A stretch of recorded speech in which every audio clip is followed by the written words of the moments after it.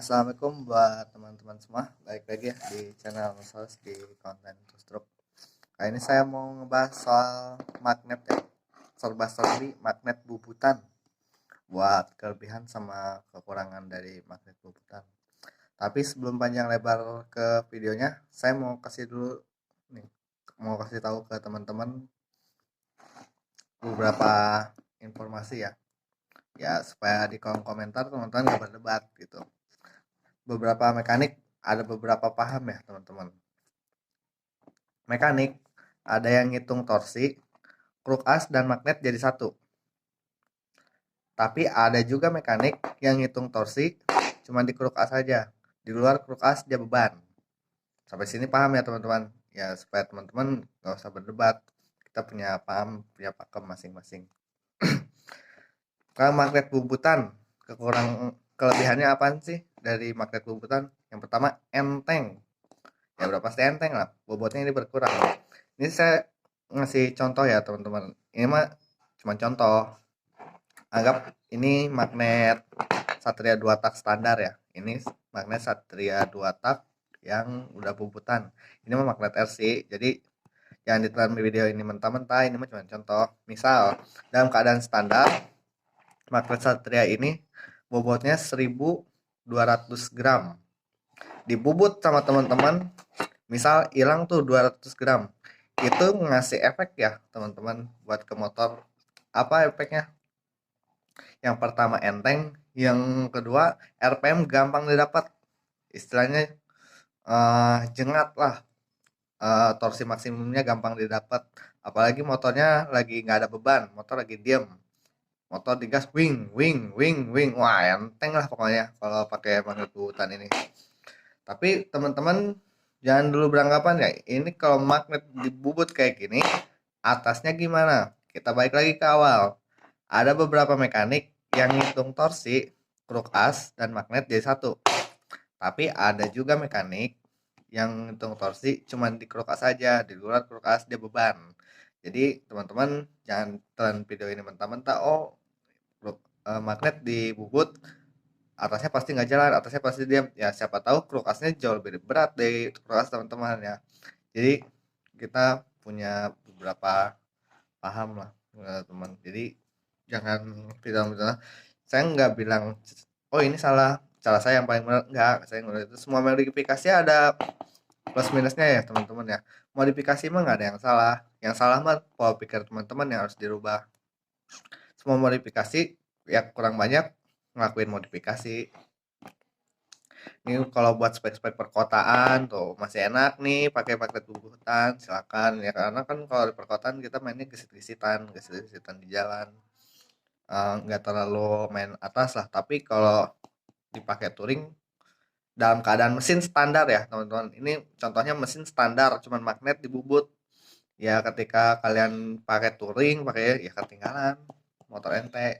Sekali lagi dalam keadaan mesin yang standar ya, kecuali magnet dibubut, kulkasnya sama mekanik dipadatin lagi, diberatin lagi, ya gigit juga motor atasnya. Nah sekarang saya mau buat sedikit gambaran ya teman-teman. Ya mungkin nanti penjelasannya agak sedikit menjelimet, tapi mudah-mudahan ya teman-teman paham lah dengan maksud saya ini. Nah ini sedikit saya kasih gambaran ya buat teman-teman, cara ngitung power mesin ya. Sebenarnya memang nggak usah kayak gini, sekarang ada cara yang gampang ya teman-teman. Kalau mau tahu power mesin, naikin ke Dino, keluar tuh datanya, tapi secara orat-oratan ya kayak ini ya. Mudah-mudahan sedikit menambah wawasan lah buat teman-teman. Cara ngitung mesin,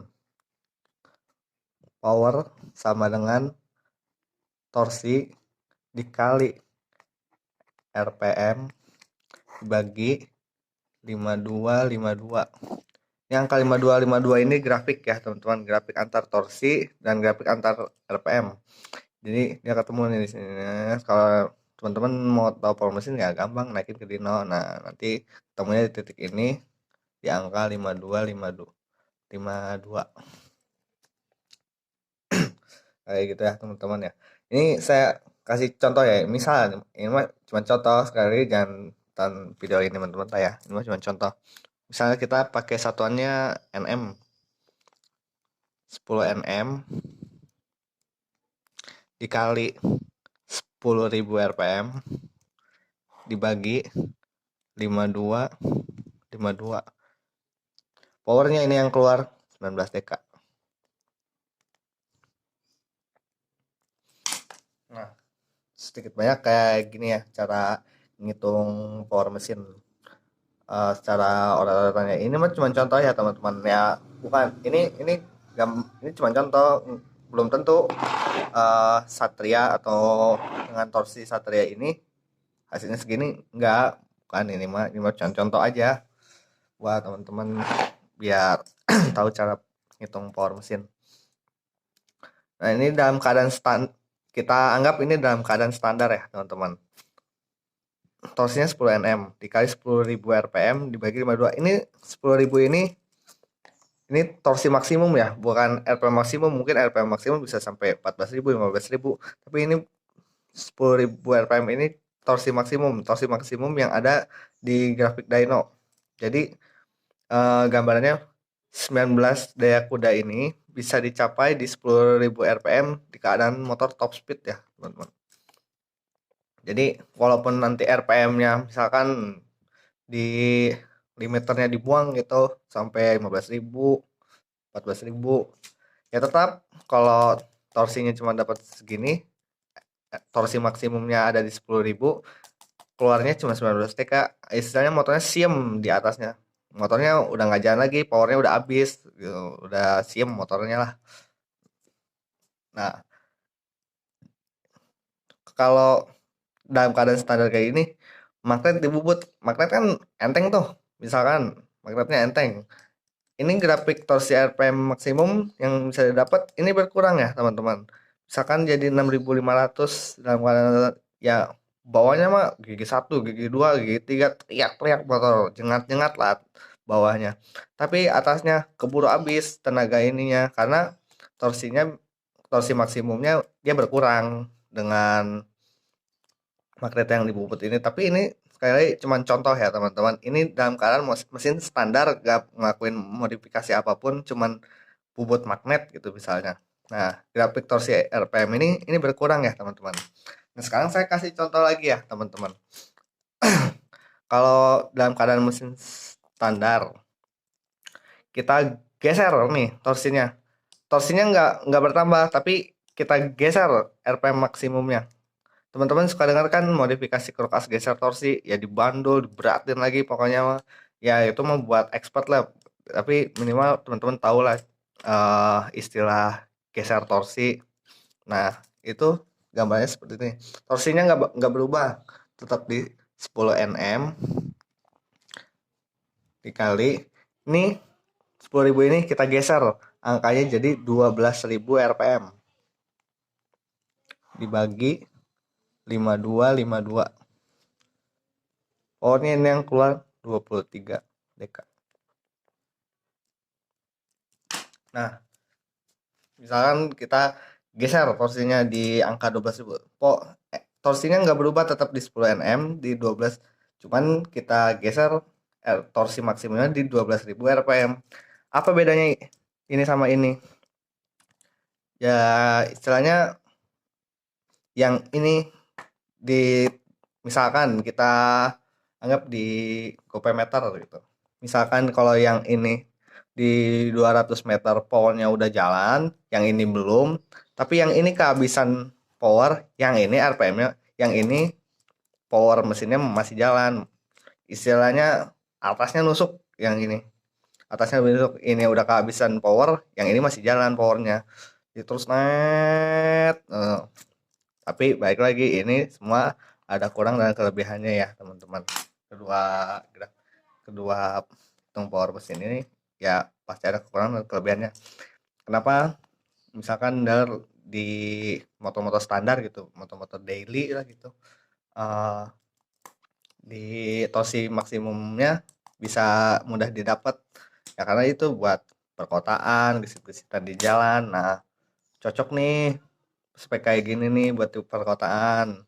Tapi kalau kayak gini disarankan ya misalkan yang expert ya, kalau misalnya porting kayak gitu mah ya itu mah masih di batas wajar gitu. Kalau misalnya udah geser torsinya ya ini buat di perkotaan kurang cocok, karena teman-teman ya harus gas lebih tinggi lagi buat nyapai power maksimum segini. Ya kalau di kotaan payah motor di bawahnya, di atasnya cuman power yang bicara 23 daya kuda. Ini kekurangannya ya bahan bakar boros, atasnya lembek, tapi bawahnya lembek, bahan bakar boros. Nah, tapi atasnya nusuk. Nah, itu kekurangan dan kelebihannya ya. Ya ini kekurangan dan kelebihannya bahan bakar irit karena torsi maksimumnya mudah didapat.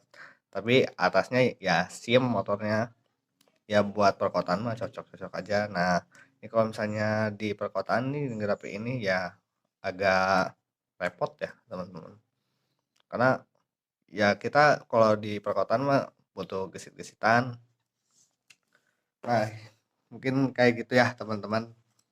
Sedikit penjelasannya ya, mudah-mudahan sedikit banyak teman-teman mengerti lah dengan penjelasan saya yang sedikit menjelimet ini. Ya kita ambil contoh ya, misalkan ya teman-teman, di balap liar misalkan meter gitu, saya jarang nemuin magnet di bobot. Rata-rata ya magnetnya standar, karena untuk drag dia butuh power di atasnya, butuh torsi di atasnya. Tapi nggak semua magnet bobotan itu eh, atasnya diem ya, teman-teman. Contoh misalkan di gas track, di balapan yang pendek-pendek ya magnet bobotan ini ya kepake, karena dia nggak terlalu mentingin itu kayak BZ gitu. Magnetnya kecil-kecil kan tuh, magnetnya kecil-kecil. Nah, ketika di dyno powernya tinggi-tinggi ya mungkin kerok dia jauh lebih berat. Jadi ya jangan ditelan-telan ya, teman-teman. Ya ini mas sedikit pemahaman aja ya. Silakan teman-teman mau pilih yang mana tuh, mau magnet standar atau magnet bobotan. Ya itu nggak baik lagi ke selera teman-teman. Kebutuhan baik lagi ke kebutuhannya teman-teman. Kebutuhannya buat apa? Kalau buat perkotaan ya standar aja, nggak usah dibubut-bubut magnetnya, standar aja udah cukup. Cuma nggak usah diutak-atik ini. Semuanya juga tergantung kebutuhan teman-teman. Tapi kalau misalnya latah teman-teman mau dibubut magnetnya nih kayak gini ya silahkan aja, nggak masalah kok, nggak masalah. Ya mungkin segitu ya teman-teman. Kalau teman-teman tanya ke saya ngikutnya kemana? Saya ngikutnya magnet dan kulkas di satu. Ya nggak usah berdebat, kita punya paham masing-masing. Tapi kalau tanya, kok itu punya magnet bubutan? Ya saya pakai ini saya pakai di motor. Karena ya saya mah kebutuhannya buat perkotaan, yang bukan buat balap, buat buat kompetisi bukan. Ya saya butuh agak sedikit gesit-gesitan di jalan lah. Jadi buat segini ya cocok buat saya, buat ngalangin macet gitu, biar nggak terlalu pegel lah. Kalau kalau portingnya terlalu lemas di bawahnya ya saya juga kerepotan. Motornya juga pakai buat ke pasar, pakai buat nganter. Ya intinya speknya spek perkotaan lah. Ini saya pakai dan kadang magnet bubutan kayak gini teman-teman. Nah ketika saya misalkan saya mau touring, mau keluar kota, saya pakai magnetnya, anggaplah ini magnet standar ya, anggap ya teman-teman, anggap ini magnet standar ya, saya pakai magnet ini, magnet yang standar lagi, biar atasnya nggak siem lah, ya cepat nyampe nya. Kalau misalnya di 6500 rpm udah ketemu powernya ya udah mesinnya cepat panas gitu lah gitu. Ya, mungkin mudah-mudahan teman-teman ngerti ya tentang serba-serbi magnet bubutan gitu lah. Terserah teman-teman mau pilih yang mana. Saya juga nggak bilang yang ini jelek, oh cara saya yang paling bagus, nggak, saya nggak bilang gitu. Tahu dua-duanya saya juga pakai kok. Ya gitu ya teman-teman. Mudah-mudahan mengerti ya. Mungkin segitu dulu aja teman-teman. Terima kasih atas waktunya.